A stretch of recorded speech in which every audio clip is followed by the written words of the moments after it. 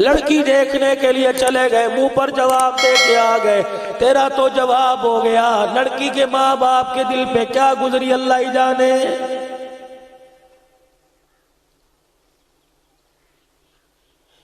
اتنی جلدی کسی کے رشتے کو ٹھکرایا نہ کرو، یوں نہ کہا کرو تمہارا گھر پسند نہیں آیا، تمہاری بچی پسند نہیں آئی، تمہاری غریبی پسند نہیں آئی۔ اگر اٹھنا ہی ہو تو یہ کہہ کے اٹھ جایا کرو، جو اللہ کو منظور ہوگا وہی ہوگا۔ ہم سارے کے سارے آدم کی اولاد ہیں، ہم حسن و جمال پہ فیصلے نہیں کرتے، اللہ کی رضا پہ فیصلے کرتے ہیں۔ یا ایھا الذین آمنوا اتقوا اللہ،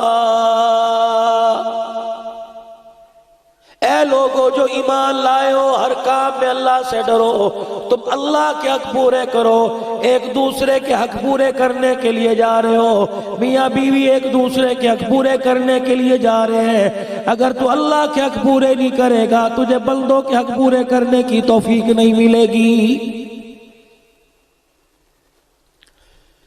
دوسری قرآن کریم کی آیت پڑھی، یا ایھا الناس اتقوا ربکم الذی خلقکم من نفس واحدہ، او لوگو یا ایمان والوں کا ذکر نہیں، فرمایا آدم کی اولاد، اللہ پاک نے تمہیں ایک باپ اور ایک ماں سے پیدا کیا، وخلق منہا زوجہا وبث منہما رجالا کثیرا ونساء، پھر اللہ پاک نے اس میں سے جوڑے جوڑے پیدا کر دیے، مرد پیدا کی، عورت پیدا کیے۔ اپنی ذات اور برادری پر مان رکھنے والوں، اپنی برادری پر مان رکھنے سے پہلے سوچ لیا کرو، تمہاری زندگی کا کنیکشن، تمہارے وجود کا کنیکشن ایک مرد عورت سے جا کے ملتا ہے۔ برادری بیس پہ رشتہ داری نہ کیا کرو، بلکہ رشتہ دیکھنے کے لیے دینداری کا انتخاب کیا کرو۔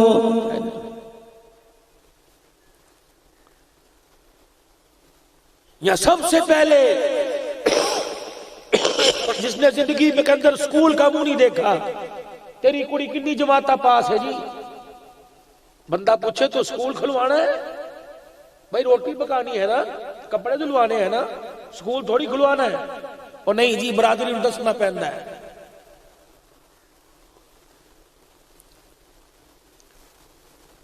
یہ برادری تجھے قیامت کے دن ایسی پھنسائے گی، جان چھڑانی مشکل ہو جائے گی۔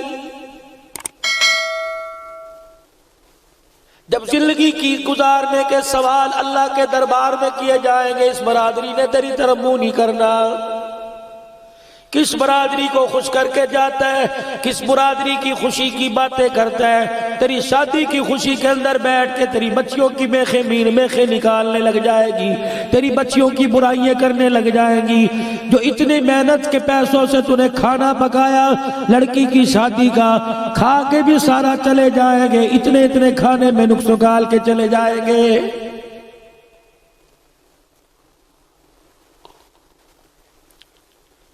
ہماری شادی میں آیا تھا، اتنا کھا کے گیا تھا، یا کھانا کھلاتے اس کی جان نہیں کر رہی ہے، پتہ نہیں اس کا برتن کے اندر تھوڑا تھوڑا سالن جو ڈلا ہوا ہے، پتہ نہیں اس کو اپنی عزت کس طرح بچا رہا ہے، کتنا بھرم بچا رہا ہے۔ خدا کے واسطے گلا نہ کرو کسی کی عزت کا، بھرم بچ جائے، اللہ تیری عزت قیامت کے دن بچائے گا۔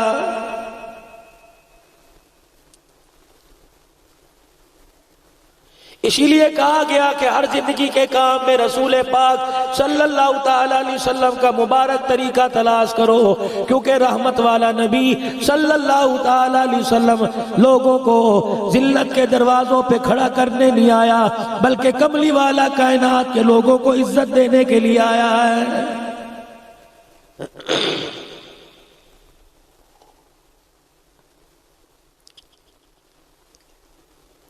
تیسری قرآن کریم کی نکاح کے موقع پر آیت پڑھی جاتی ہے، یا ایھا الذین آمنوا اتقوا اللہ وقولوا قولا سدیدا۔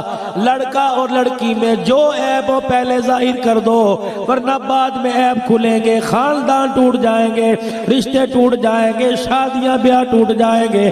خدا کا قرآن نکاح کے وقت اس آیت کے اندر بتلا رہا ہے، قولوا قولا سدیدا، سسرال والے بھی میکے والے پہلے سچی سچی باتیں ساری طے کر لو تاکہ شادی کے بعد تمہاری بیٹی کے لیے پریشانی نہ ہو۔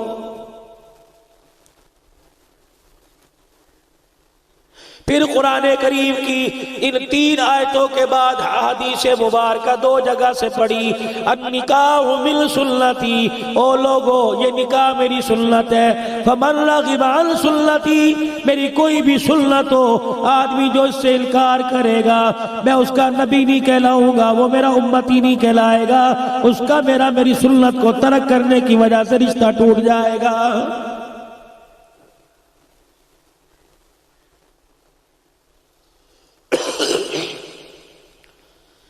امام الانبیاء محبوب کبریا جناب محمد الرسول اللہ صلی اللہ تعالی علیہ وسلم نے 11 شادیاں کی۔ ایمانداری سے بتلاؤ 11 شادیاں خود کی، 4 شادیاں بیٹیوں کی۔ خلفائے راشدین میں صحابہ اکرام کی شادیاں ہوئی، 1.25 لاکھ صحابہ اکرام میں سے شادیاں ہوئی، نبی کی اصحابیات کی شادیاں ہوئی۔ ایمانداری سے بتاؤ اور ایک شادی کے اندر ڈھول کے بجنے کی، گھنگرو کے کھنکنے کی، بانسری کے بجنے کی آواز آئی ہو، تیری میری شادی کے اندر تو کمال کی شادی کے اندر ڈھول باجا بجایا جاتا ہے۔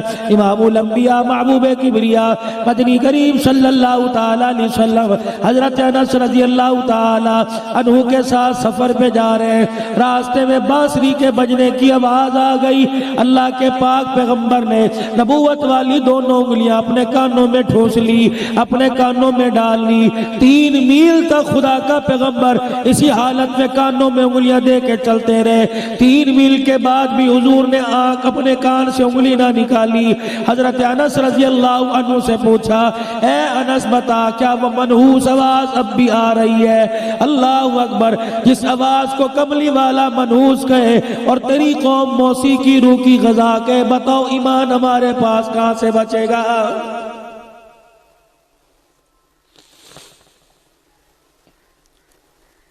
کالی بلی راستے سے گزر جائے راستہ چھوڑ دیتے ہو، آنکھ پھڑکنے لگ جائے راہ کا سفر ترک کر دیتے ہو اور لگتا ہے کوئی نحوست والا کام ہونے لگا ہے۔ کالی بلی گزر گئی، تیرے گھر میں گانا، تیری دکان میں گانا، تیرے موبائل میں گانا، میرے کاروبار میں گانا، ہمارے کاروبار میں گانا، ہمارے رستوں میں گانا، ہماری زندگیوں کی غمیوں میں گانا، ہماری خوشیوں میں گانا۔ آپ ناراض نہ ہونا، اگلی بات میں کر کے جاؤں گا، کیا پتا کئیوں کا منہ چڑ جائے۔ نعت نبی کی ہو، جب تک اس میں ساز کی آواز نہ آئے، کہتے ہیں نعت کا مزہ نہیں آتا۔ نوجوان گانا سنتی ہے، اس لیے میوزک کی آواز پہ نعت چلاؤ تاکہ نوجوان سننے لگ جائے۔ اگر یہ حجت بنا کر تو میوزک نعت کے اندر چلاتا ہے، خدا کی قسم ہے ایسا سوچنے والا بھی جہنم میں جائے گا، اس سوچ پر عمل کرنے والا بھی جہنم میں جائے گا۔ کیونکہ امام الانبیاء صلی اللہ تعالی علیہ وسلم کو اللہ پاک نے گانے سے بھی پاک رکھا اور آپ کے نام کو اللہ نے ڈھول دھماکے سے بھی پاک رکھا ہے۔ ایمانداری سے بتلاؤ 1.25 لاکھ صحابہ اکرام کی شادیوں میں، خلفائے راشدین کی شادیوں میں، نبی کی 4 بیٹیوں کی شادیوں میں، نبی کی 11 گھر والی کی شادیوں میں جو نبی نے کی، ایک جگہ بھی بتاؤ کہ ڈھولک کی آواز آئی ہو؟ اعلان نبوت سے پہلے بھی، اعلان نبوت کے بعد کملی والا کبھی ڈھول والی محفل میں آج تک جا کے نہیں بیٹھا۔ یہی عمل صحابہ اکرام کا تھا، یہی صحابیات کا تھا، یہی تابعین کا تھا، یہی تبع تابعین کا تھا، یہی بزرگان دین کا تھا۔ حتیٰ کہ بر صغیر میں جب پاکستان نہیں بنا تھا، ہندوستان کے اندر جب ہندو کی کوئی تہوار آیا کرتا، کوئی ان کا مذہبی تہوار آیا کرتا، اس پر ڈھول باجا ہوا کرتا۔ جب خدا کے گھر کے پاس سے گزرا کرتے اپنے ڈھول باجے بند کر لیا کرتے، کہا کرتے تھے مسلمانوں کی عبادت گاہ ہے، ان کے نبی کے نزدیک یہ چیز حرام ہے، ہم ان کے اللہ کے گھر کے پاس سے گزریں گے کہ ان کے نبی کے دین کے اندر کوئی کمی آ گئی، اللہ اکبر، مسلمانوں کی عزت نفس مجروح ہو جائے گی۔ آج پورا ہندوستان سمیت پوری دنیا کا کفر تماشا دیکھ رہا ہے۔ ہم نے ان پر جو ہے ایک ایسی آواز، ایک ایسی سازش کر دی جس کی وجہ سے جب تک کہ مسجد کے اندر بیٹھ کے بھی ڈھول کی آواز نہ سن لے، انہیں مسجد میں بھی سکون نہیں آتا ہے۔ ناراض نہ ہونا.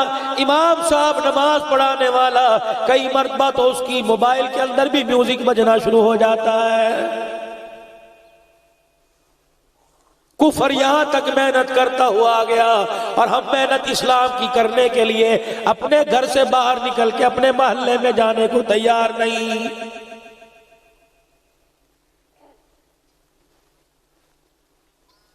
امام الانبیاء محبوب کبریا مدنی کریم صلی اللہ تعالی علیہ وسلم کے زمانہ مبارک میں شادی اتنی سادہ ہوا کرتی.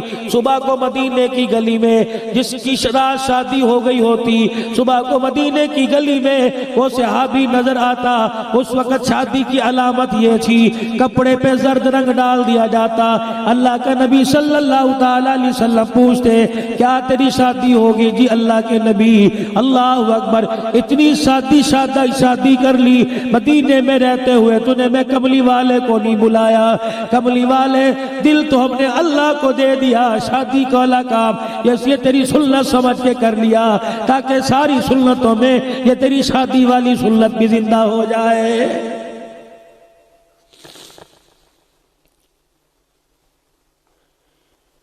یہ شادی پر خاص خدا کی رحمت کب آئے گی؟ خاک آئے گی. 200 روپے کا شادی کارڈ بن رہا ہے، ٹیٹ کا خرچہ 50 ہزار کا، شادی کی روٹی کا خرچہ 2 لاکھ روپے کا. مجھے ایمانداری سے بتاؤ یہ کون سی کفایت شاری ہے؟ ولیمہ تو تھا ہی غریبوں کا، یا تو جو چودھری آیا، جو مالدار آیا، جو پیسے والا آیا ولیمہ کھا کے جا رہا ہے. علماء اکرام سے کیوں نہیں پوچھتے ولیمے کی روٹی کن کا حق ہے؟ غربا کا حق ہے. یا تو گاؤں کا بڑا بابا ہوگا، ہاتھ میں لٹھ لے کے بیٹھ جائے گا، کوئی غریب نہ آئے، کوئی فقیر نہ آئے، کوئی مسکین نہ آئے، کوئی محتاج نہ آئے. اور 700 آدمیوں کی روٹی پکا سکتا ہے، 20 فقیروں کی روٹی کیوں نہیں پکا سکتا؟ 700 آدمیوں کو بیٹھ کے کھلا. ہر کوئی کہے گا نمک بوتا پا دیتا، کوئی کہے گا دیکھو کتنی تری ڈال دی، کوئی کہے گا گوشت بڑا کچا رہ گیا، کوئی کہے گا چاول بڑے کچے رہ گئے. کوئی نائی کا گیلا کرے گا، کوئی چاول کا گیلا کرے گا، کوئی گوشت کا گیلا کرے گا. 20 فقیروں کے لیے 2 میزیں لگا دیتا. خدا پاک کی قسم ادھر فقیر کے منہ میں روٹی کا لقمہ جاتا، ہاتھ اٹھا کے دعا کرتا، حاجی اللہ تیری بچی کا گھر آباد کرے، حاجی تیری بچہ اللہ تیری بچی کو بچے عطا فرمائے، حاجی اس شادی میں اللہ برکت دے، تیری سفید پگڑی کی لاج رکھے. خدا پاک کی قسم 700 رشتہ دار شکوہ کر کے جاتے، تیرے وہ شکوہ منہ پر آتا، غریب ہر لقمے پر دعا دیتا، وہ دعا ڈائریکٹر سے وہ اللہ پر چلی جاتی.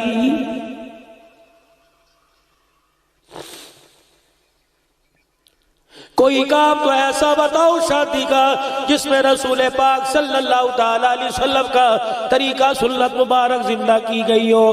یہ بری کی رسم کہاں سے آ گئی؟ یہ جہیز کی رسم کہاں سے آ گئی؟ اور جہیز دو اپنی بیٹی کو دینا ہے، دکھانے کی کیا ضرورت ہے؟ مسجدوں کے اندر اعلان ہو رہا ہے فلانے دی دھیجا جہیز سجا دیتا گیا، آؤ آ کے دیکھ لو. کیا سارے امیر آئیں گے؟ کتنی غریب آئیں گی؟ کتنی ریڑی والی کی بچیاں آئیں گی؟ کتنی چھاپڑی فروش کی بچیاں آئیں گی؟ کتنے مزدور مستری کی بچیاں آئیں گی؟ تیری بیٹی کے جہیز میں فریج دیکھیں گی، مشین دیکھیں گی، کراکری برتنوں کا سامان دیکھیں گی، بستر دیکھیں گی، ارمان لے کے جائیں گی کاش ہمارا ابا بھی امیر ہوتا، ہمیں بھی ایسی چیز ملتی. جب یہ بچی جا کے گھر میں اپنے باپ کے سامنے بیٹھ کے آنسو بہائے گی، خدا پاک کی قسم جگرے والے باپ ہے جو برداشت کر لیتے ہیں، ورنہ ہم نے بہت سو کو دیکھا. یقین جانو باپ سب کچھ برداشت کرتا ہے، بیٹی کی آنکھ میں آنسو آ جائے باپ سے برداشت نہیں ہوتا ہے.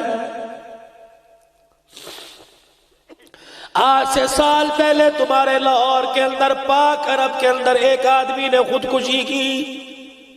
ملوں کا مالک تھا، فیکٹریوں کا مالک تھا، کاروبار میں نقصان ہو گیا، فیکٹری بک گئی، مل بک گئی، گاڑی بک گئی، ایک چوک میں کھڑا ہو کے ریڈی لگانے لگ گیا. اب لوگوں نے اس کا وہ دور دیکھا تھا، اس وقت رشتہ ہوا تھا، لڑکے والوں کی وہی ڈیمانڈ، جہیز میں کار لیں گے، جہیز میں یوں لیں گے، جہیز میں یہ سامان لیں گے۔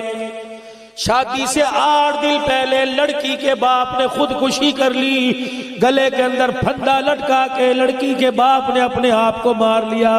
جب اسے پھندے سے نیچے اتارا، زمین پر ایک پرچہ لکھا ہوا تھا کہ یہ میری بیٹی بچی کو جا کے پڑھا دینا، اسے کہہ دینا تیرے سسرال والوں نے جہیز مانگا، تیرے باپ کے پاس دینے کے لیے کوئی نہیں، اس لیے باپ شرمندگی کی وجہ سے بچ کر دنیا سے رخصت ہو رہا ہے کہ میری بچی تیرا باپ تیرے منہ کا سامنا نہیں کر سکتا ہے۔